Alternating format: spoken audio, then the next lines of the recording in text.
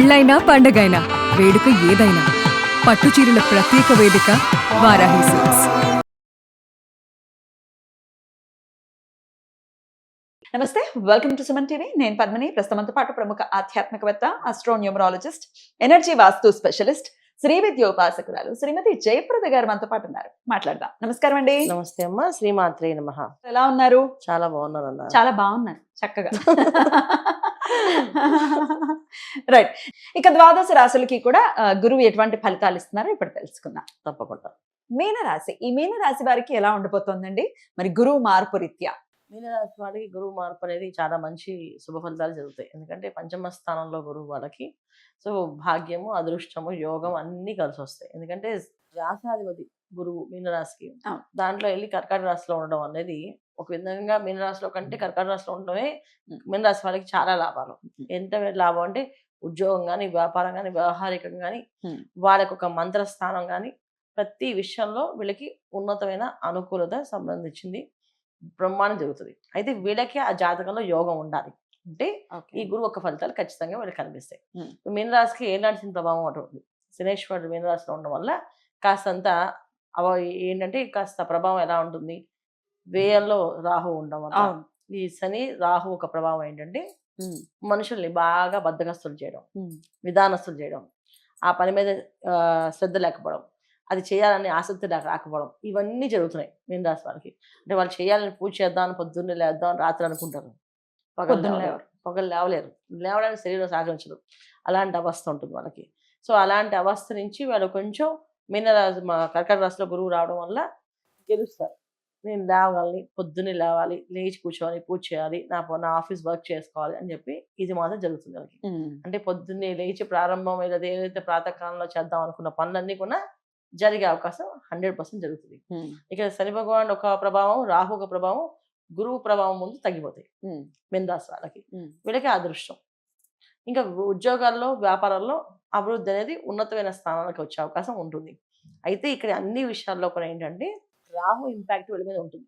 ఈ రాహు ఇంపాక్ట్ వల్లే కాస్తంత ఆలస్యం, ఆటంకాలు, అడ్డంకులు జరగవలసినవి కూడా గురువు మార్పు వల్ల జరగాలి అంటే వీళ్ళు చాలా గట్టిగా స్ట్రాంగ్గా నిర్ణయించుకోవాలి. అంటే ఏంటంటే మేనిఫెస్ట్ లాంటి వంట చెప్తాం ఇప్పుడు మనం. నేను పొద్దున్నే లేవాలి, చేస్తానని చెప్పేసి అది నా వల్ల అవుతుందని చెప్పేసి అలా కాకుండా వీళ్ళు ఖచ్చితంగా మాట మీద నిలబడి లేవాలి. ఏదో రాత్రిపడి అనేసుకుని మేము మేనిఫెస్ట్ చేసేసాము పొద్దున్నే లేవాలంటే అది అవ్వదు. వీళ్ళు మాట మీద నిలబడాలి. ఖచ్చితంగా మార్నింగే అలారం పెట్టుకొని బలవంతంగా శరీరాన్ని లేపి స్నానం చేసి సూర్య నమస్కారం, రాగి పాత్రలో సూర్యుడి దగ్గర నించుని ఆ పాత్ర పట్టుకుని ప్రార్థన చేసి ఆ నీళ్లు సూర్య భగవానికి అర్పించి స్టార్ట్ చేసే లైఫ్ ఆటోమేటిక్గా బ్రహ్మాండంగా జరుగుతుంది. లేకపోతే ఈ రాహు శని భగవాన్ ఇంపాక్ట్ వల్ల 50-50 ఛాన్సెస్. అంటే గురువు వచ్చిన వల్ల ఏంటంటే వీళ్ళకి లాభం జరిగేది ఏంటంటే పిల్లల అభివృద్ధి అనేది జరుగుతుంది. సంతాన భాగ్యం కోసం ఎదురు చూసే సంతానం కలిగే అవకాశం ఉంటుంది. వివాహ ప్రయత్నం చేసే వాళ్ళకి వివాహాలు జరిగే అవకాశం ఉంటుంది. వ్యాపారంలో కాస్త అభివృద్ధి కావాలన్న వాళ్ళకి కాస్త జరిగే అవకాశం ఉంటుంది. ఉద్యోగంలో మార్పులు కావాలన్నా కొంచెం మార్పు జరుగుతాయి. బ్రహ్మాండంగా జరగాలి అంటే కాస్త వీళ్ళు కొంచెం బ్రహ్మాండమైన పనులు చేస్తే ఆ ప్రభావం అనేది బ్రహ్మాండం జరుగుతుంది. ఎందుకంటే కర్కాటక రాశిలో గురువు మళ్ళీ వీళ్ళకి రావాలి అలాంటి వచ్చే స్థితి అంటే 12 ఏళ్ళు పడుతుంది. అవును. సో 12 ఏళ్ళు కానీ రాదు అదృష్టం. వచ్చిన అదృష్టాన్ని వీళ్ళు పట్టుకోవాలి, సద్వినియోగం. సో గట్టిగా పట్టుకున్న అదృష్టాన్ని చేసుకుంటే 100% వీళ్ళకి లాభాలు జరుగుతాయి. ఎందుకంటే మీన లగ్నం, మీనరాశి ఉన్న వాళ్ళకి ఎవరికైనా ఉంటే, ఒకవేళ మీన లగ్నం అయి ఉంటే అది అద్భుతమైన ఫలితం. ఈ గురువు ఉన్న నాళ్ళు వీళ్ళ జీవితంలో ఎన్ని కావాల్సిన అనుకున్నారో, అంటే ఎన్ని ప్లాన్లు వేశారు, అంటే ఇంటి కోసం కానీ, తర్వాత లోన్ల కోసం కానీ, స్థలం కోసం కానీ, పిల్లల విషయంలో కానీ ఏ ప్లాన్ అయినా జరుగుతుంది. 100% జరుగుతుంది. కాకపోతే ఏంటంటే శ్రద్ధ, బాధ్యత. పొద్దున్నే లేవాలి, సూర్య నమస్కారం చేయాలి, సూర్యుడు ఒక దగ్గర ఎదురుగుండి నుంచి అర్ఘ్యం వదిలి దండం పెట్టుకొని జపం చేస్తేనే అవుతుంది. అంతేగాని నేను అవన్నీ చేయను, నాకు ఇవన్నీ కావాలంటే మాత్రం జరగదు. ఎందుకంటే ఇక్కడ ఉండే స్థానం, ఇక్కడ ఉండే బలం ఏంటంటే ఆయన కోరుకునేది ఆ రకమైన విధానాన్ని కావాలి. ఇక్కడ శనేశ్వరుడు రాహు ఉండడం వల్ల వీళ్ళు చేయలేకపోరు. మామూలుగా వీళ్ళు అలాగే చేస్తారు. కాకపోతే శని రాహుల ప్రభావం ఏంటంటే చేయలేదు. అది కావాల్సింది కాకుండా వేరే అడిగిస్తుంది. ఇది జరుగుతుంటుంది. ఆరోగ్యం ఎలా ఉంటుంది? ఆరోగ్యం చాలా జాగ్రత్తగా చూసుకోవాల్సింది. ఆరోగ్యం ఆల్రెడీ వీళ్ళకి చాలా ఇబ్బంది పడుతుంది. ఆరోగ్య సమస్య వల్లే ఒళ్ళు నొప్పులు, తలనొప్పులు, చేతుల నొప్పులు, కాళ్ళ నొప్పులు అని చెప్పి ఒక్కొక్కరు ఒక్కొక్కటి. కొంతమందికి బ్యాక్ పెయిన్, నడుము నొప్పి. ఎందుకంటే రాహు ఒక ప్రభావం, వెన్నుపూస మొత్తం ఇలా పట్టేసుకుంటాడు ఆయన. దానివల్ల అసలు మనిషి ఇలా నిలబడరు. ఇలాగ ఉండాలి అనిపిస్తుంది వాళ్ళకి. Right. సో శని భగవాన్ ఒక ప్రభావం, కాళ్ళు చేతులు పడుతూనే ఉంటాయి, పని చేస్తుంటారు. దీనివల్ల వీళ్ళు చాలా అవస్థ పడుతుంటారు. Right. ఇంకా షుగరు బీపీలు ఉన్న వాళ్ళైతే ఇక చెప్పక్కర్లేదు, Right. వాళ్ళకి ఇంకా పెరుగుతూ హత్యలు గురవుతుంటాయి. Right. సో గురువు రావడం వల్ల వీళ్ళకి దానివల్ల లాభం ఏంటి అంటే వీళ్ళు పొద్దున్నే లేవడమే.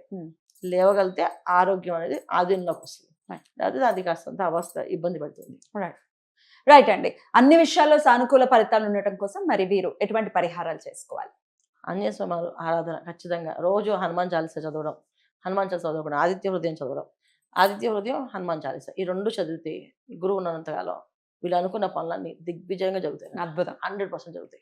జయప్రద గారు, గురువు యొక్క మార్పు జరగబోతోంది. రేపు జూన్ 2వ తారీఖున గురువు కర్కాటక రాశి ప్రవేశం జరగబోతోంది. మరి దీని ద్వారా ద్వాదశ రాశులకి కూడా గురువు ఇచ్చే ఫలితాలు ఎలా ఉంటాయో మీ ప్రిడిక్షన్స్ ద్వారా తెలుసుకోవాలనుకుంటున్నాను. మరి అంతకన్నా ముందు గోచారం ఒక్కసారి క్లుప్తంగా చెప్పండి. గురువు ఎప్పుడు రాబోతున్నారు, అంటే ఇంకా మిగిలిన మేజర్ గ్రహాలు ఎక్కడెక్కడ ఉన్నాయి, ఇవన్నీ ఒకసారి. తప్పకుండా అన్న. సో గురువు మార్పు అనేది అందరికీ మంచి శుభవార్తలు, శుభకరమైన విషయాలు జరిగే అవకాశాలు ఎక్కువగా ఉన్నాయి. బ్యూటిఫుల్.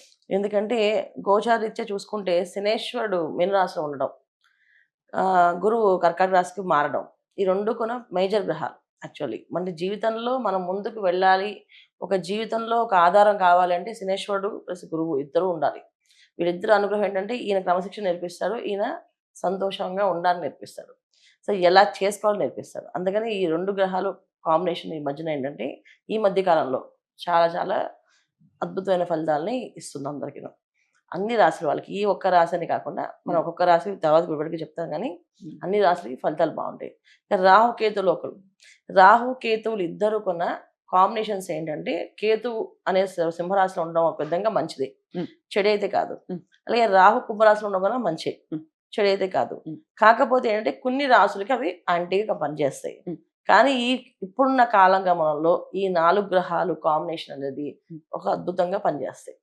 అది చాలా విషయాల్లో మనకి ముందు వెళ్తున్న కొద్దీ చెప్తూ ఉంటాం మీకు అన్ని విషయాలు. తప్పకుండా రాశుల వారీగా మనం మాట్లాడుకుందాం. ఒక బంగారం విషయం ఒకటి చెప్పండి, మళ్ళీ ఇంకేమైనా పెరుగుతుందా ఉచ్చ స్థితిలోకి మరి గురువు వెళ్ళటం రీత్యా? బంగారం అనేది పెరిగే అవకాశం ఎక్కువగా ఉంది. అయితే ఉచ్చ స్థితిలో గురువు రావడం అనేది కాదు, కానీ ఇక్కడ అంటే బంగారానికి కారకుడు గురువు కదా. బంగారం కారకుడు గురువు అయినప్పటికీ కూడా బంగారం ప్రతి సంవత్సరం పెరుగుతూ ఉంటుంది అన్న. అయితే ఇప్పుడే బాగా హెచ్చుతగ్గులు ఉన్నాయి. దీనికి కారకత్వం ఏంటంటే గురువు ఒక్కలే కాదు, ఇక్కడ గురువు, శనేశ్వరుడు, రాహు, కేతువు, ఈ 4 గ్రహాలు కాంబినేషన్ ఏవైతే ఉన్నాయో దాని వల్ల ఈ విపరీత విపత్తులు. దీంట్లో మనం బంగారం పెరగడం అనేది ఉందా, చాలా దారుణంగానే ఉంది. ఎందుకంటే ఇప్పుడు మనకి వినడం ఏంటంటే 1,55,000 1,60,000 చెప్తున్నారు, అది 1,40,000 1,30,000 దింపుతారు మధ్యలో. తర్వాత ఎప్పుడైతే ఎండ్ ఆఫ్ ఇయర్ అవుతుందో 2 లక్షల దాకా వెళ్తుందంట. సో బంగారం పెరిగే అవకాశం ఎక్కువగానే ఉంటుంది. మోడీ గారు చెప్పినట్టుగా కొన్నాళ్ళు ఆగడం బెటర్ అంటారా ఇన్వెస్ట్ చేయడానికి? ఖచ్చితంగా ఆగితే. ఆయన చెప్పిన విషయము చాలా లోతుగా ఆలోచించి చెప్పారు ఆయన. నిజంగా ఇది మనకు సందేశం కూడా. ఎందుకంటే ఒక బంగారమే కాదు, చాలా ఈ రవాణా సంబంధించిన వస్తువులు ఏవైతే ఉన్నాయో మనకి మొబైల్స్ తీసుకోండి, తర్వాత పెట్రోల్ డీజిల్ తీసుకొని, ఇవన్నీ తగ్గించడం వల్ల మన భవిష్యత్తుకి మన పిల్లలకి మనం మంచి దారులు చూపించే వాళ్ళం అవుతాం, లేకపోతే అన్యాయంగా బలైపోయిన వాళ్ళం అవుతాం. ఇది 100% చాలా అద్భుతంగా వివరించారు. ద్వాదశ రాశులకి కూడా గురువు మార్పు రీత్యా ఎటువంటి ఫలితాలు ఉండబోతున్నాయి అనేది అందరికీ అందించారు. మరి ఆ విషయాల్ని ఖచ్చితంగా దృష్టిలో పెట్టుకుని ఈ రాశి ఆ రాశి అని కదా, అందరికీ ఆయన మేలే చేయాలని మనస్ఫూర్తిగా కోరుకుంటూ thank you so much for the predictions అండి. నమస్తే. నమస్తే అమ్మ. శ్రీమాత్రే నమః.